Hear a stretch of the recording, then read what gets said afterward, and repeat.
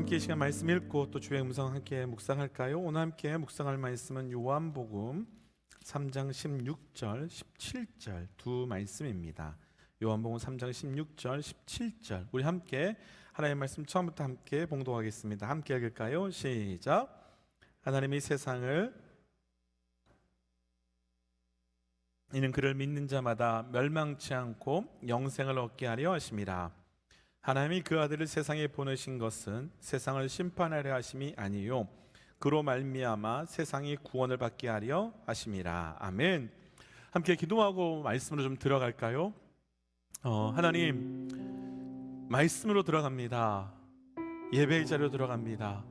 하나님, 이 말씀이 나의 심령에 깊숙이 들어와 이 말씀이 그대로 하나님 그 에스겔의 마른 뼈에 있었던 그 골짜기, 마른 뼈가 가득했던 골짜기 가운데 말씀으로 군사되게 하신 것처럼 하나님 오늘 이 말씀을 우리 심령에 변화되게 하여 주옵소서. 또 중보기도 부탁드립니다.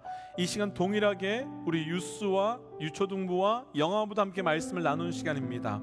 하나님 동일하게 그 공간에서도 말씀의 역사가 있게 하여 주옵소서라고 우리의 심령과 예배를 위하여 말씀을 함께 중보하고 말씀을 나누겠습니다. 함께 기도할까요? 하나님, 이 시간 말씀의 자리로 들어갑니다. 하나님, 말씀의 자리로 들어갈 때 나의 심령에 주님 역사하여 주옵소서.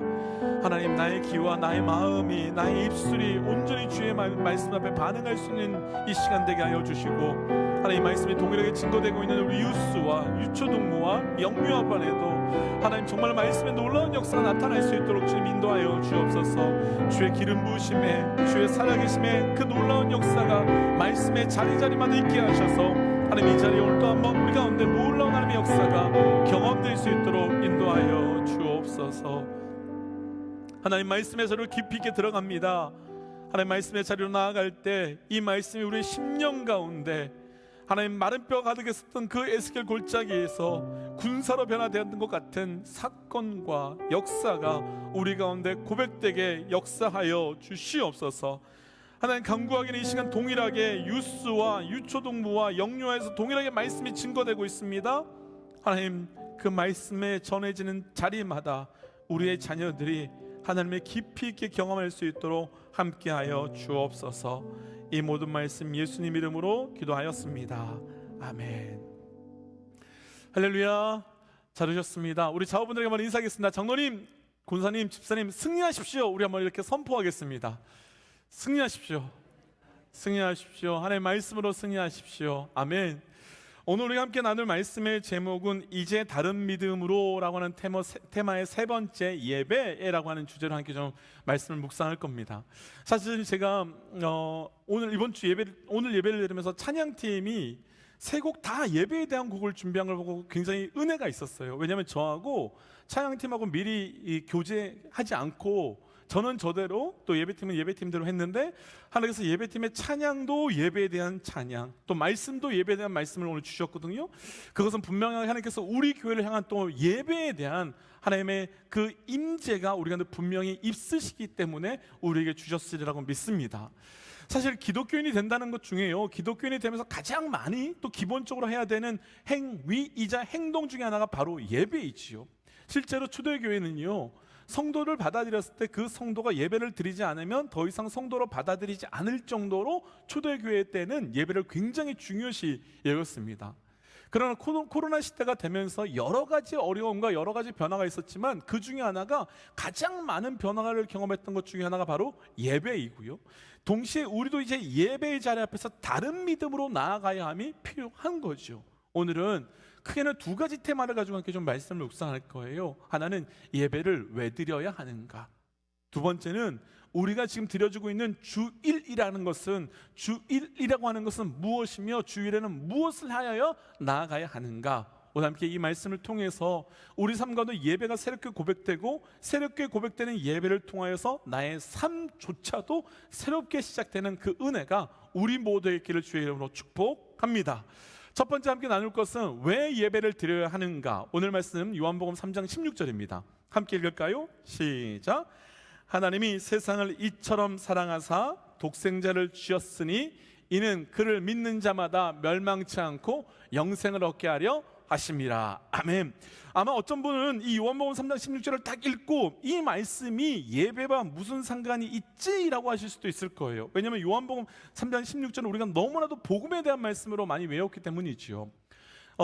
이 우리가 읽었던 요한복음 3장은 니고데모가 예수님께 와서 예수님께 묻습니다. 예수님, 어떻게 하여야 우리가 거듭날 수 있습니까? 라고 물었더니 예수님께서 그 거듭남의 비밀, 또 거듭남의 진리는 이 하나님이 세상을 이처럼 사랑하사 독생자를 주셨고 그를 믿는 자마다 구원을 주시는 거야 라고 하면서 복음과 구원의 진리를 전해주신 말씀입니다.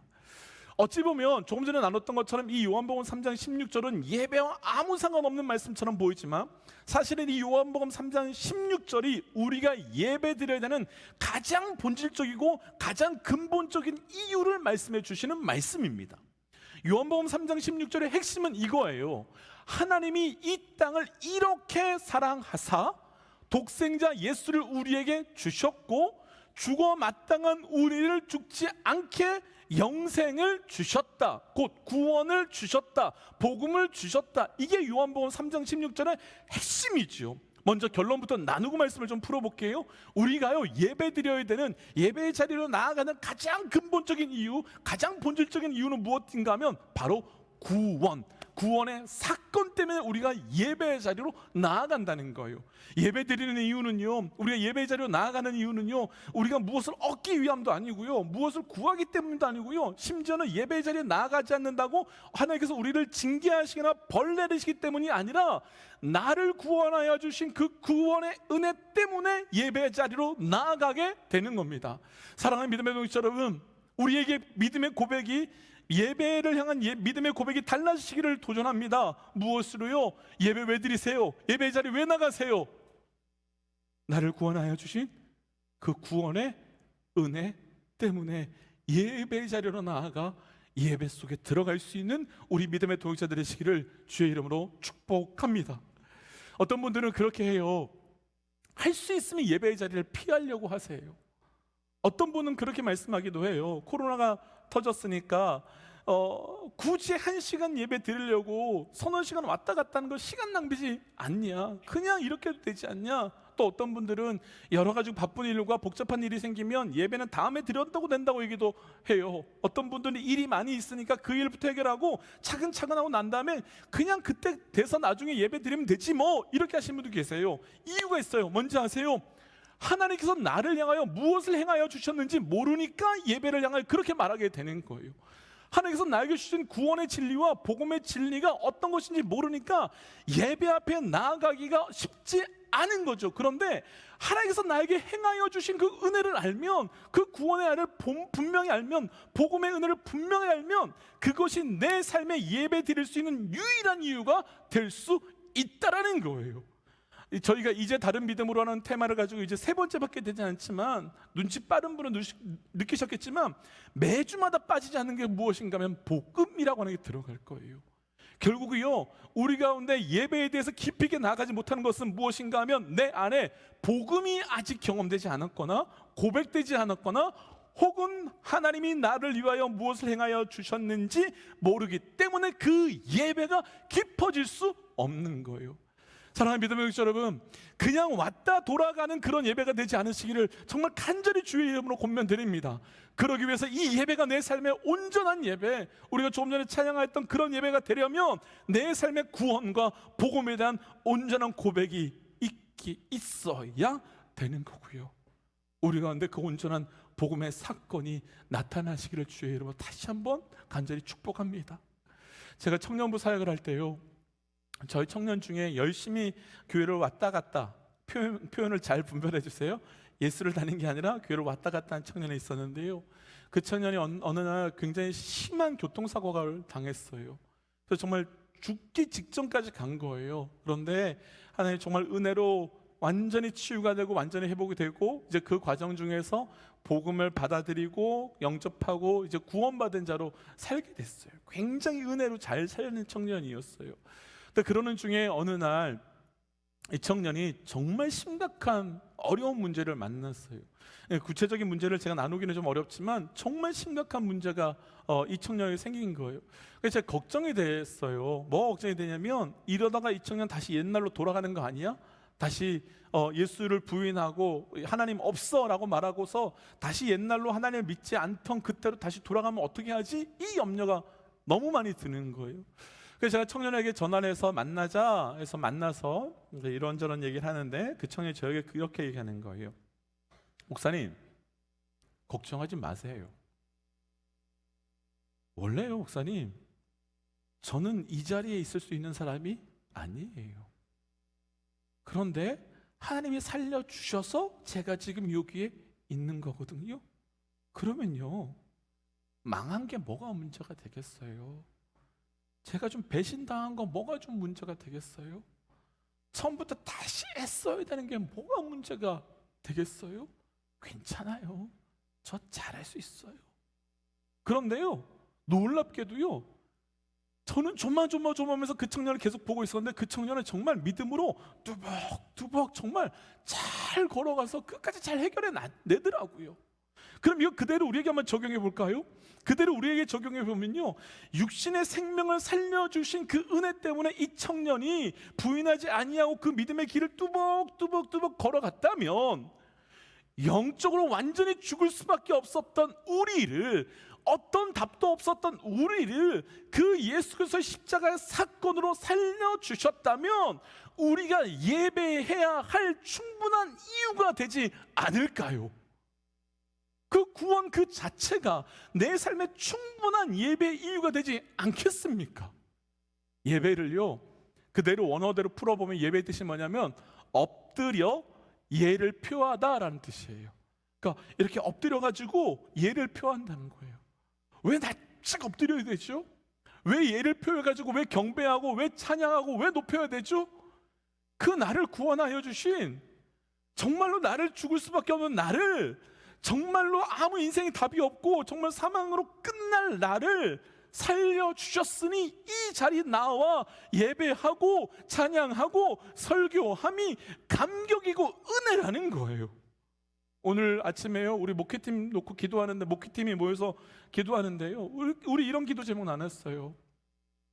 우리 같은 죄인을 강단에 세우셔서 말씀 전하게 하셨는데, 우리 같은 죄인을 그 앞에 서서 성도들을 만나게 하셨는데 우리 그 은혜 회복하자고 기도합시다. 그랬더니요, 목회팀 4명 다 울면서 기도했어요. 왜요? 구원하여 주신 그 은혜가 너무너무 감사하니까 우리 삶의 기도의 자리로 나아갈 수밖에 없는 거예요. 찬양 그대로 아무 쓸데없는 나를, 이 쓸데없는 자를 주의 은혜로 구원하여 주셨으니 예배할 수밖에 없는 거지요. 사랑하는 믿음의 동역자 여러분, 우리의 삶에서요, 예배의 이유, 예배의 근거, 예배의 우리가 나아가야 되는 분명한 이유를 고백하시기를. 무엇으로요? 나를 구원하여 주신 그 구원의 은혜가 우리가 예배의 자리에 나아간 합당하고 명확한 그 이유가 되시는 그 고백되시기를 주의 이름으로 축복합니다. 두 번째, 우리가 예배의 자리에 나가야 되는 이유, 요한복음 9장 37절 38절 함께 읽어볼까요? 요한복음 9장 38절 39절 시작. 아리마대 사람 요셉은 예수의 제자이나 유대인이 두려워 그것을 숨기더니 2일 후에 빌라도에게 예수의 시체를 가져가기를 구하매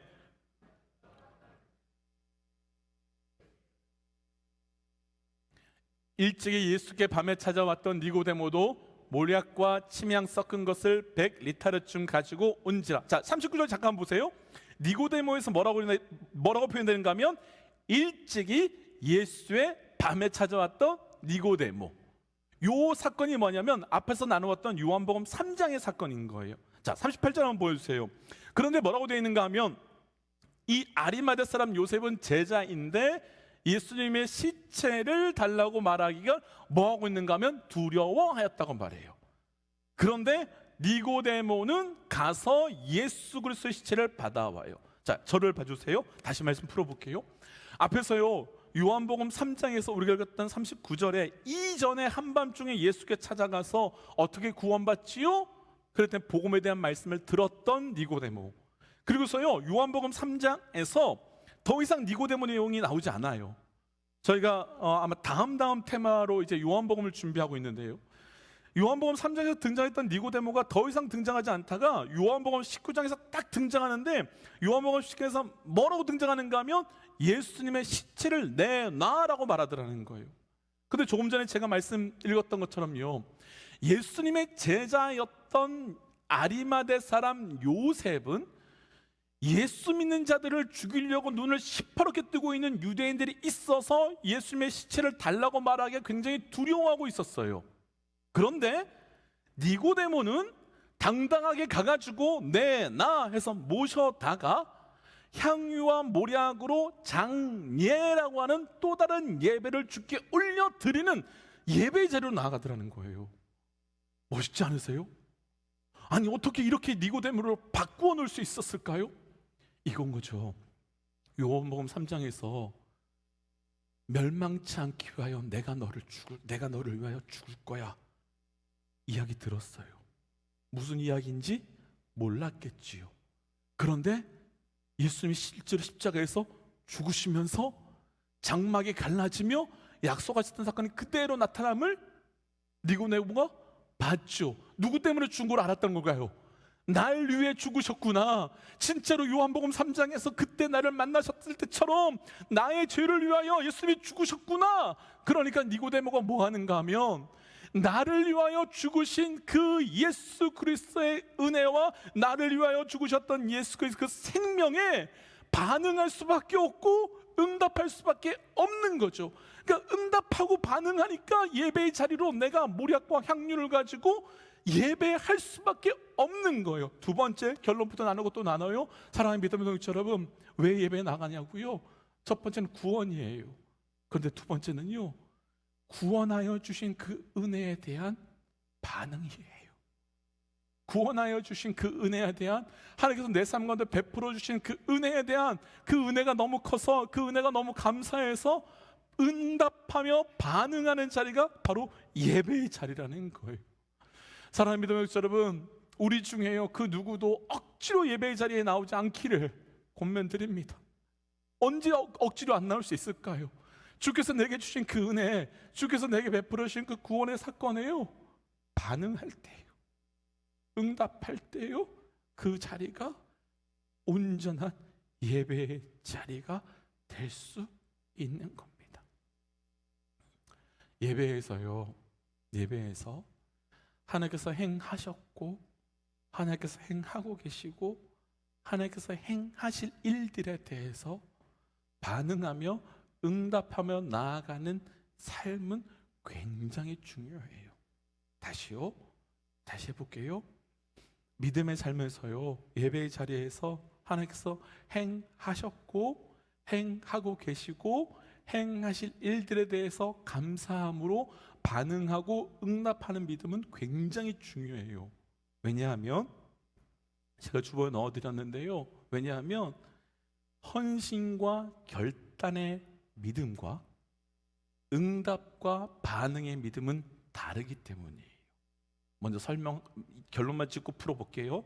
먼저요, 헌신과 결단의 삶과 응답과 반응의 삶은 완전히 다르기 때문이에요.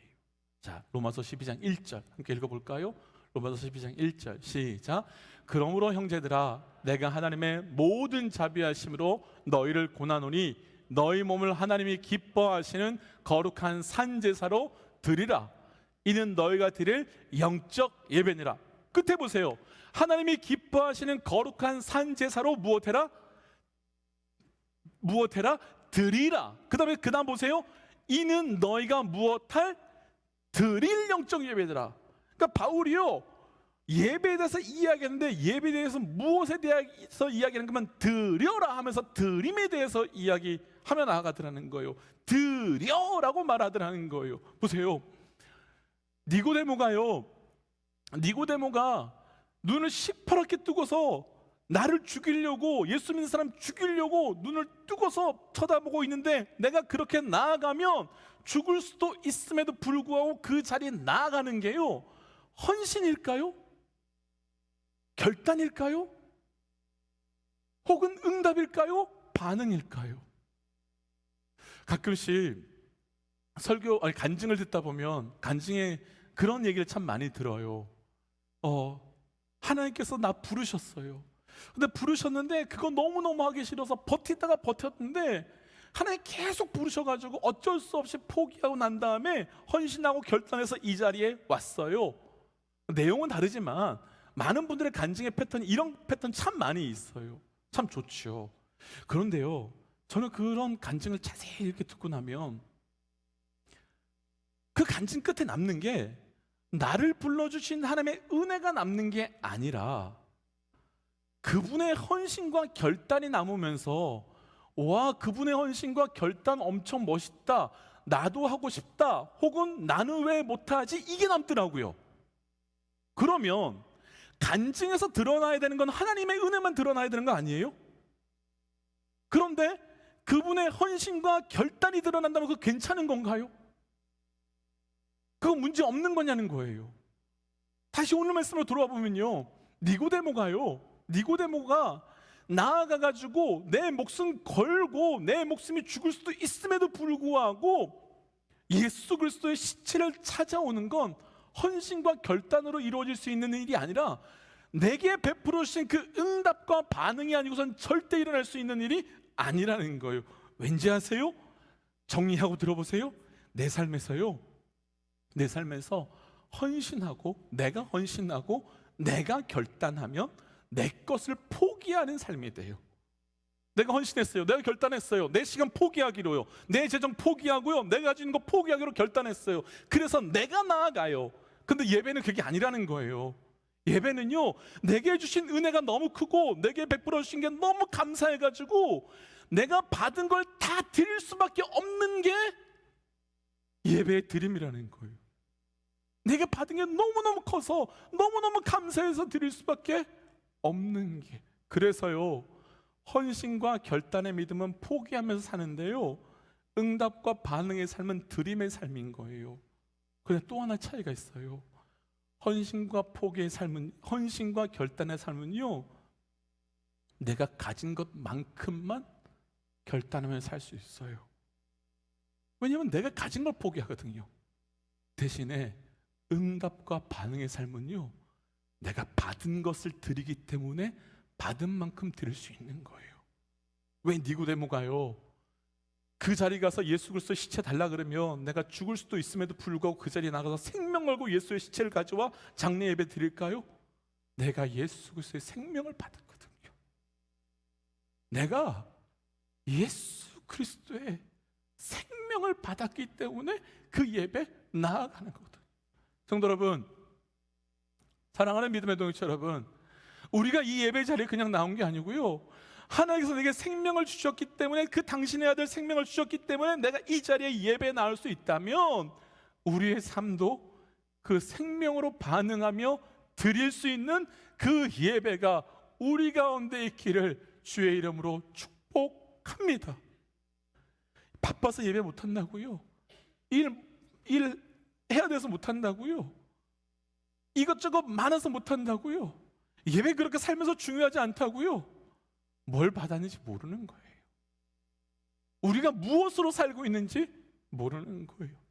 사랑하는 믿음의 여러분, 이제 다른 믿음으로, 오늘 주제로 이야기하면 이제 다른 예배로 나아가기 위해서 헌신과 예배 자리로 나아가기 위해 헌신하고 결단하고 내 시간과 내 장을 포기할 거야가 아니라 내 삶에 베풀어 주신 그 큰 구원의 사건에 응답하며 반응함으로 드림으로 나아갈 수 있는 예배가 되시기를 주의 이름으로 간절히 권면드립니다. 이제 마지막으로 한 가지 더 나누고 싶은 것은, 짧게 하나 더 묵상하고 싶은 건 주일에 관련된 말씀이에요. 오늘 우리가 이 주일을 어떻게 해야 되는가? 사실 아시겠지만 우리 믿음의 사람들은 일요일을 일요일이라고 말하지 않고 주일이라고 하잖아요. 그럼 이 주일을 왜 어떻게 보내야 하는가? 자, 창세기 2장 2절 말씀을 함께 천천히 읽어볼까요? 우리 창세기 2장 2절 말씀입니다. 함께 읽어보지요. 시작. 마치시니 그가 하시던 모든 일을 그치고 일곱째 날에 안식하더라. 아멘. 하나님께서 첫째 날부터 여섯째 날까지 창조하시고 난 다음에 일곱째 날 안식하셨어요. 그래서 저희 구약은 안식일이라고 부르죠. 신약은 예수님께서 부활하시고 안식 후 첫날에 부활하셨기 때문에 그날을 저희가 기념해서 일요일로 주일로 예배를 드리죠. 근데 저희가 이제 오늘 말씀을 풀 때는 그냥 쉽게 표현하기 위해서 주일로 저희가 통일하고 좀 말씀을 풀어 볼게요. 그러니까 같이 그냥 이거와 이거 다른 것이 아니라 하나님께 예배하는 것이 초점으로 되어 있는 주일로 저희가 통일해서 말씀을 좀 나눠 볼 거예요. 일요일, 월요일부터 토요일까지 일하고 맞이하는 일요일. 일요일 왜 있어야 됩니까? 일요일 왜 있어야 되죠? 우리 일반적으로 보통 생각하는 일요일은 이거 아니에요? 일요일부터 토요일, 아니 일요일부터가 아니고 월요일부터 토요일까지 열심히 일했으니까 주일날 뭐 해야 되죠? 쉬어야 되는 날이 일요일이에요. 자, 제가 달력을 하나 보여드릴게요. 달력 보여주시겠어요? 자, 2021년 7월 이번 달 달력이에요. 자, 무슨 날부터 시작하는지 보이세요? 월요일부터 시작이 되죠. 그리고 끝이 일요일이에요. 요즘 달력은 이것이 아니라 주일이 제일 앞에 와 있기도 한데 지금 보는 달력은 사실은 월요일부터 시작되는 달력은 국제적으로 정해놓은 달력의 모습이에요. 자, 제가 다시 한번 나눠볼게요. 네, 그림 빼주셔도 됩니다. 이 달력은요, 국제표준화기구, 우리가 소위 말하는 이 ISO에서 정해가지고 월요일부터 토요일까지 일하고 주일날 쉬자라고 하는 달력의 표준을 전 세계 다 통일한 거예요. 그래서 이 ISO 국제표준화기구를 따르는 건 월요일부터 주보가 시작되는 게 아니라 월요일부터 주보가 아니라 달력이 시작이 돼요. 이게 머릿속에 이것만 있으니까 월요일이 그렇게 시작이 되는 거예요. 그런데요, ISO가 왜 만들어졌는가 하면 ISO라고 하는 국제표준화기구가 만들어진 목적은 자본주의의 활성화예요. 그러니까 말은 멋있게 자본주의 활성화지만 본질적으로는 그 안에 돈을 많이 벌기 위해서 만들어 온 기구라는 거예요. 무슨 뜻이냐면 이런 거예요. 월요일부터 토요일까지 죽어라고 열심히 일해. 대신에 일요일은 쉬어. 왜냐하면 내일부터 시작되는 월요일부터 열심히 가서 돈 벌어야 하기 때문이야. 돈 벌어와야 해. 이렇게 정해놓은 거예요. 그러니까 월요일부터 토요일까지 열심히 일하고 일요일은 쉬어야 되는 게 그 만들어 놓았던 자본주의와 돈이 중심이 되고 경제가 중심이 되는 세상이 만들어 놓은 거예요. 그런데 문제가 뭐냐면요, 이게 교회 안에 들어오고 이게 성도 안에 들어왔단 말이에요. 그러니까 성도들이 뭐라고 반응하는가 하면 이렇게 말해요. 월요일부터 토요일까지 내가 열심히 세상에서 일했으니까 주일날 교회에서 쉬게 좀 해주세요. 그러니까 불편한 설교하지 말고 위로 좀 해주고 격려해주는 설교 좀 하세요 라고 하게 돼요. 또 하나요? 이렇게 얘기를 해요. 주일날 혹시 교회에서 열심히 섬기신 분들은 우리가 그렇지 않다, 우리가 그렇다는 얘기가 아니라 열심히 섬기신 분들은 집에 들어가서 주일날 저녁에 이렇게 말해요. 나는 쉬는 날이 하루도 없어. 어떻게 쉬는 날이 하나도 없이 나는 이렇게 365일 일하지? 왜요? 왜냐하면 세상에서 만들어 놓은 일요일의 기준, 돈과 내가 중심이 되니까 그렇게 바뀌어 버린 거예요. 그럼 말씀에서 이야기하는 주일은 무엇일까? 자, 바로 다음 절 2장 3절 읽어볼까요? 2장 3절 함께 읽지요. 시작. 하나님이 그 일곱째 날을 복되게 하사 거룩하게 하셨으니 이는 하나님이 창조하시며 마치시던 모든 일을 마치시고 그 날에 안식하셨습니다. 말씀 조금만 그냥 띄워놔 주세요. 하나님께서 일곱째 날을 거룩하게 하시고 모든 것을 마치시고 난 다음에 마지막 끝에 보세요. 무엇 하셨대요? 하나님께서 안식하셨대요. 자, 다시요. 주일이 어떤 날인가 하면 하나님께서 첫째 날부터 여섯째 날까지 다 창조하시고 마지막 날에 하나님께서 쉬셨기 때문에 그날이 주의 날이래요. 그래서 그날을 뭐라고 표현하는가 하면 그날을 안식하셨다라고 말하더라는 거예요. 그날을 그래서 주일로 부르고 있다라는 거예요. 근데 재밌는 게 있어요.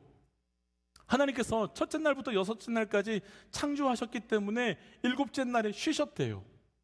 왜 쉬셨을까요? 피곤하셔서? 일을 너무 많이 하셔가지고 천지창조하시느라고 너무 바쁘셔가지고 그 일곱째 날에 쉬셨을까요? 사실은 하나님께서 피곤하셔서 쉬셨다라고 이야기가 되면은 하나님이 하나님 될 수가 없죠. 아니 우리 하나님이 피곤도 하시단 말이야? 하나님은 절대, 저는 그 생각해요. 우리가 하나님의 형상대로 지음받았기 때문에 우리 인간도 피곤하면 안 된다라는 생각을 갖고 있는. 근데 어쨌든 하나님이 피곤하셔서 쉬셨다? 그럼 말이 안 돼요. 그 분명히 하나님이 쉬셨던 목적이 있겠지요. 분명히 하나님께서 쉬셨던 목적이 있겠죠. 자, 신명기로 가볼까요? 신명기 5장 12절 말씀 같이 한번 읽어보죠. 함께 천천히 읽어보겠습니다. 함께 읽을까요? 시작. 여호와가 내게 명령한 대로 안식일을 지켜 거룩하게 하라. 엿새 동안은 힘써 내 모든 일을 행할 것이나 일곱째 날은 내 하나님 여호와의 안식일인즉 너나 내 아들이나 내 딸이나 내 남종이나 내 여종이나 내 소나 내 낙이나 내 모든 가축이나 내 문 안에 유하는 객이라도 아무 일도 하지 못하게 하고 내 남종이나 내 여종에게 너같이 안식하게 할지니라. 12절 잠깐 보여주시겠어요? 이 말씀은 십계명 말씀에 다루는 말씀이에요. 신명기 5장에서는 십계명을 쭉 이야기하다가 안식일을 이렇게 지켜라 라고 말하는데 14절 말씀 다시 한번 보여주세요. 14절 보세요.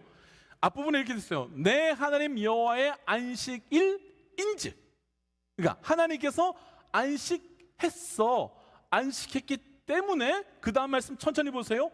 안식했기 때문에 너나 너 아들이나 너의 딸이나 너의 남종이나, 이쯤 하면 좀 따라할 법도 한데 그쵸? 내 여종이나 내 소나 내 낙이나 내 모든 가축도 무엇하래요? 안식하래요. 내가 안식했기 때문에 너희도 다 안식해야 된대요. 잘 보세요. 일요일은요, 내가 일했기 때문에 내가 쉬는 날이에요. 주일은요, 하나님이 안식했기 때문에 내가 안식하는 날인 거예요. 차이 느껴지세요? 일요일은 월요일부터 토요일까지 내가 열심히 일했기 때문에 내가 쉬는 날인데, 안식일은 내가 일했기 때문이 아니라 하나님께서 안식하셔서 안식하게 된다는 거예요. 조금 전에요 읽었던 14절 말씀에 모든 걸 다 안식하게 하래요. 모든 게 쉬래요. 이게 참 놀라운 건 뭐냐면, 역사적으로요, 어떤 시대 어떤 사회에도요, 모든 심지어는 가축마저도 다 쉬게 하는 시대는 단 한 번도 없었어요. 심지어는 쉬는 안식하는 부류가 있다면 안식하지 못하는 부류가 반드시 나누게 되어 있었어요. 오늘 우리 한번 볼까요? 우리 성도님들 중에도 비즈니스 중에 주일날 문을 닫지 못하는 비즈니스 하고 계신 분들 계세요. 근데 우리 성도님들은 운영하시는 사장님이기 때문에 와서 예배를 드릴 수 있어요. 그런데 반드시 일해야 되기 때문에 또 오지 못하는 분들도 계세요. 그래서 모든 사회는 한 번도, 모든 사회에 아무도 예외가 없이 쉬는 시대가 한 번도 없었는데, 하나님 뭐라고 말씀하신가 하면 내가 안식했기 때문에 다 무엇하래요?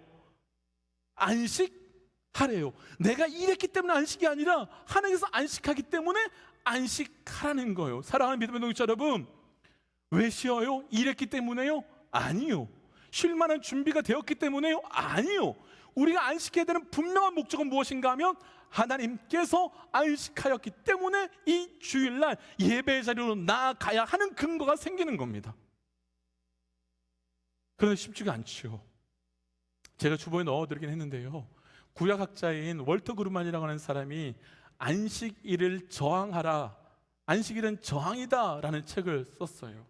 근데 그 사람이 무슨 얘기를 하는가 하면 이런 이야기를 해요. 이 시대는 주일날 안식일을 지키기가 너무너무 힘든 시대다. 먹고 살아야 돼서, 더 많이 모아야 돼서, 더 많이 가져야 돼서 안식일을 지키기가 굉장히 쉽지 않은 시대이다. 그래서 4가지를 저항하라고 말해요. 첫 번째는 불안에 대해서 저항하래요. 주일날 일하지 못해서 생길 손해와 남들보다 뒤처질 거에 대한 불안으로부터 저항을 하래요. 두 번째는 강요로부터 저항을 하래요.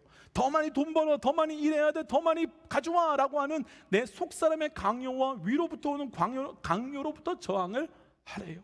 세 번째는 너는 쉬고 너는 쉴 수 없어 라고 정하는 배타주의에 대해서 저항을 하래요. 네 번째가 어쩌면 우리가 굉장히 실질적인 것 같아요. 네 번째는 끊임없이 일하게 하는 일에 저항을 하래요. 이 저항이라는 단어가 굉장히 무섭죠. 무겁지만 사실은 이 시대가 그렇게 하지 아니하고서는 철저하게 안식일을 지키는, 주일을 지키기가 쉽지 않은 시대가 되어 버렸어요. 사랑하는 믿음의 여러분, 우리가 그 구원의 은혜와 반응과 응답으로 나아가기 위해서 그 주일에 저항하며 선택하며 나아갈 수 있는 믿음의 결단이 우리에게 있기를 다시 한번 주의 이름으로 간절히 권면드립니다. 그러면 한 가지만 마지막 묵상할까요? 주일을 어떻게 지내야 하는데요? 라는 거예요. 주일을 어떻게? 주일이 하나님께서 안식하기 때문에 내가 안식하는 건 알았어요. 그럼 주일을 어떻게 보내야 정말 하나님께서 내게 주일을 주신 진짜 목적대로 예배하는 건데요. 자, 일요일로 한번 이야기해 볼게요. 일요일로 이야기하면 월요일부터 토요일까지 제가 열심히 일했어요. 그리고 일한 것 때문에 일요일날 쉬었어요. 자, 일요일날 저녁에 내일이 월요일인데 내일 회사 가면 할 일이 엄청 많아요. 그럼 나타나는 표정? 숨 막히죠. 우와, 또 가서 일해야 돼. 또 가서 해결해야 돼. 이 일들이 너무 그것도 해야 된단 말이야. 이 너무너무 힘든 일들이 또 있어요. 왜냐하면 내가 해결해야 되기 때문에요. 근데 주일로 나눠볼게요. 주일로 풀어볼게요. 주일은 이런 거예요. 하나님께서 첫째 날부터 여섯째 날까지 천지를 창조하시고 그 다음에 6번째 가장 마지막에 누굴 만드셨죠? 우리 인간을 만드셨어요. 그리고 그 인간을 만드신 다음 날이 바로 안식일 7번째 날인 날이에요.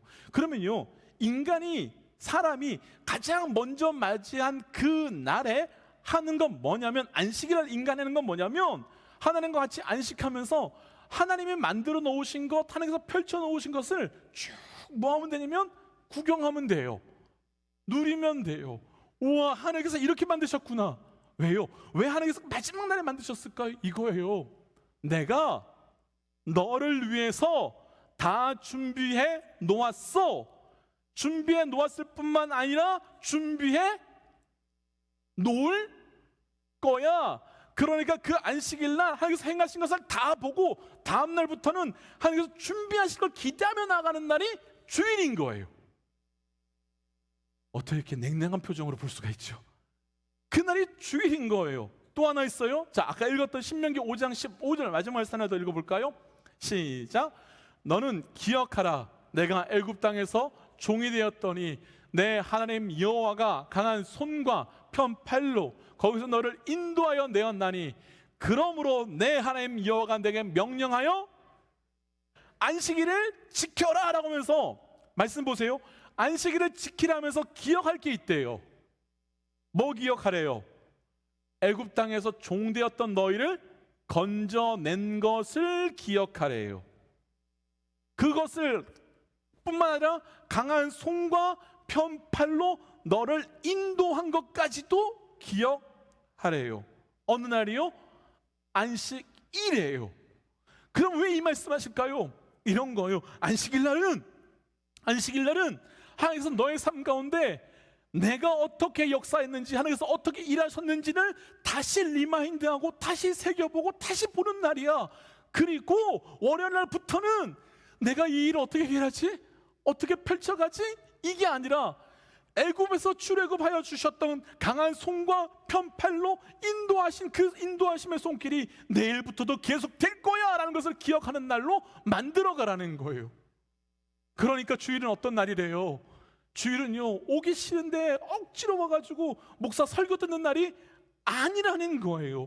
주일날은 억지로 와가지고 교회를 섬기는 날이 아니라는 거예요. 주일날은 뭐 해야 되는가 하면요, 하나님께서 나를 위하여 행하여 주신 일주일 6일 동안 펼쳐놓으셨던 그 첫째 날부터 6일까지 준비해 놓으셨던, 그래서 준비해 줄 거야 라고 말씀하시는 그 음성을 들으며 감사하는 날이고, 출애굽시켜서 강한 손과 편팔로 우리를 지켜주신 것을 누리며 내일부터도 그럴 거야 라고 하면서 한숨 쉬며 출발하는 월요일이 아니라 기대와 소망으로 나아갈 수 있는 월요일로 만들도록 하나님께서 우리에게 주의를 주셨다는 거예요. 그래서 우리 몸부림칠 거예요. 어제 저희 목회팀 회의를 했는데요, 하반기 우리 계속 몸부림치기로 결정한 게 뭐냐면 복음을 위해 해보기로 했어요. 왜요? 그게 내 삶에 하늘에서 행하신 최고의 은혜이기 때문에. 그러니까요, 일요일로 산 사람들은, 내가 산 사람들은 포기하면서 살아오고, 그래서 이 일요일이 쉬어야 내일부터 살아갈 수 있는 날이 되는데, 응답과 반응으로 드림으로 사는 사람은 첫째 날부터 여섯째 날까지 행해 놓으신 천지창조뿐만 아니라 출애굽 구원의 은혜를 주시며 강한 손과 편팔로 그것을 보여주신 것을 다시 확인하는 날이 주일이기 때문에 다시 힘을 얻고 내일부터 살아가는 날인 거예요. 성도 여러분, 도전하고 싶은 거 있어요. 주일날 교회 와서요, 사람 좀 그만 보세요.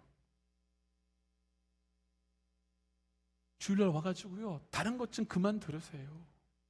진짜 보아야 되는 것, 진짜 들어야 되는 건 하나님께서 나에게 어떻게 일하시고 어떻게 역사하고 계신지 그거 좀 다시 한번 되새겨야 내일부터 살아갈 수 있는 힘으로 살아가죠. 근데 그게 아니니까 자꾸 지쳐가는 거예요. 그러니까 자꾸 쉬어도 쉬는 게 아닌 거예요. 사람은 영적으로 일요일을 보내게 돼 있는 존재가 아니라 주일, 그날을 보내게 창조된 존재라는 거예요. 일요일로 사지 마십시오. 철저히 예배함으로 하나님의 일하심을 기억하는 주일로 나가십시오.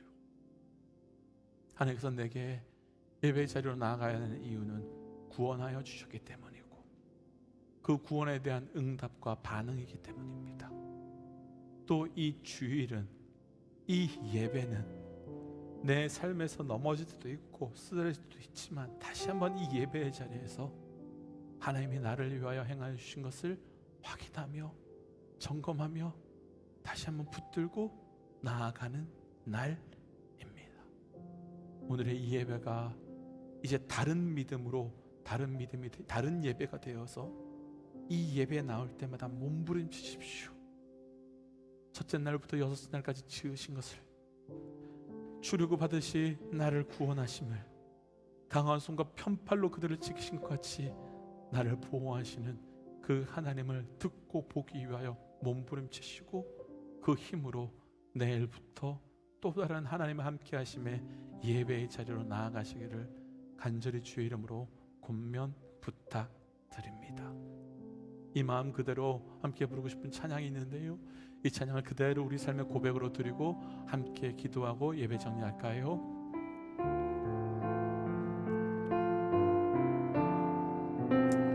그대로 한번 고백하십시다. 주께와 엎드려, 주께와 엎드려 경배드립니다. 주 계신 곳엔 기쁨 가득, 무엇과도 누구와도 바꿀 수 없네. 예배드림이 기쁨됨. 하나님, 이것이 우리의 고백되기를 합니다. 엎드려 주께 와 엎드려 경배드립니다. 주 계신 곳에 기쁨 가득 무엇과도 누구와도 바꿀 수 없네. 예배드림이 기쁨 됩니다. 우리 함께 기도할까요? 하나님, 구원하여 주셨기에 예배합니다. 그 은혜가 너무 커서 반응과 감사함으로 예배합니다. 하나님, 주일은 한 주 동안 내 힘으로 내 노력으로 열심히 살아서 쉬는 날이 아니라 주께서 내게 행하여 주시는 그 은혜를 다시 바라보고 다시 점검하는 날입니다. 하나님, 그래서 예배의 자리로 올라오는 것이 힘써서 억지로 올라오는 것이 아니라 예배의 자리로 올라오는 것이 기쁨과 감사가 되게 하시고, 그래서 하나님, 예배할 때마다 다시 한번 내일부터 살아가는 그 삶의 자리에 살아갈 수 있는 힘이 내 가운데 회복되게 하여 주옵소서라고 함께 이 시간 우리의 삶을 바라보며 함께 기도하며 나가십시다. 기도하겠습니다. 하나님, 우리가 신께 기도하며 나갑니다. 주님, 그들을 도와여 주시옵소서.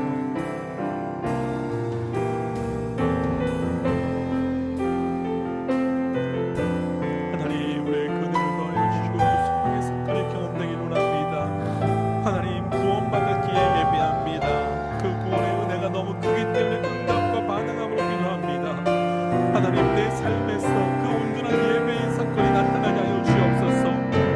하나님, 다시 한번 힘을 얻고 나아가니 하나님, 오늘 이 예배하는 이 자리가 철저히 하나님께 온전히 예배하는 자리, 또 주의 은혜에 감사하여 나가는 자리 되게 하시고, 하나님, 내가 살아가 내가 쉬는 일요일이 아니라 하나님께서 쉬시기에 안식하시기에 다시 한번 점검하고 다시 돌아볼 수 있는 그 날이 되기에 하나님, 오늘도 철저히 그것을 의지하며 나가는 날 되게 하여 주시고, 그를 통하여 일하시는 우리 가운데 경험될 수 있도록 주님 인도하여 주옵소서.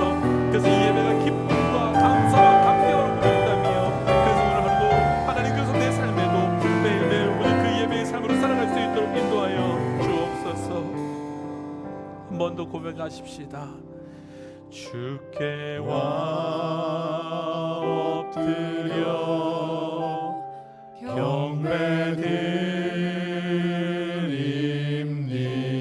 경배드립니다. 주 계신 곳엔 기쁨 가득 무엇과도 누구와도 바꿀 수 없네.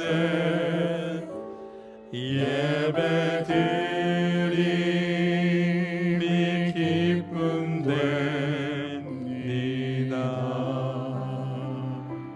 하나님, 우리의 예배의 이유가 무엇인지 다시 한번 돌아보길 원합니다.